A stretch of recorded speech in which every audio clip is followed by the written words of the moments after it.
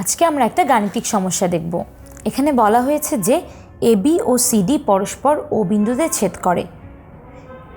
ক, উপরোক্ত তথ্যের ভিত্তিতে একটি চিত্র অঙ্কন করো এবং কোণ A O C equals to 4x - 16 এবং কোণ B O C equals to 2 × x + 20 হলে x এর মান কত। প্রথমে আমরা চিত্রটা অঙ্কন করে ফেলি। এবি এবং সিডি ও বিন্দুতে ছেদ করে। এখন আসি দ্বিতীয় অংশে। এখানে বলা হয়েছে যে কোণ এ ও সি অর্থাৎ এই কোণ ইকুয়ালস টু 4x - 16, কোণ A O C equals to 4x - 16 এবং কোণ B O C equals to 2 × x + 20। আমরা জানি যে একটি সরলরেখার একটি বিন্দুতে অপর একটি রশ্মি মিলিত হলে যে দুইটি কোণ উৎপন্ন করে তার সমষ্টি 2 সমকোণ।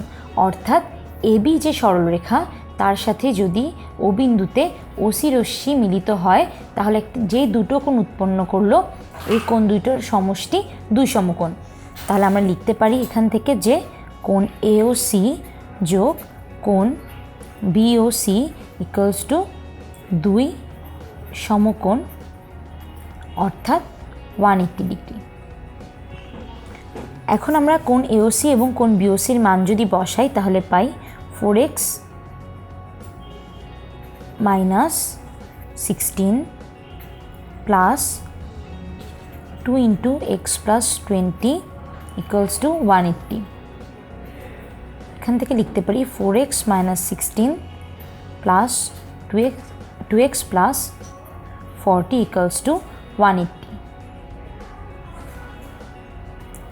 এখান থেকে আমরা লিখতে পারি 6x ইকুয়ালস টু 156 এবং x equals to 156 / 6 equals to 26। তাহলে এখান থেকে আমরা x এর মান পেয়ে গেলাম। তাহলে এভাবে আমরা এ ধরনের গাণিতিক সমস্যার সহজে সমাধান করতে পারবো।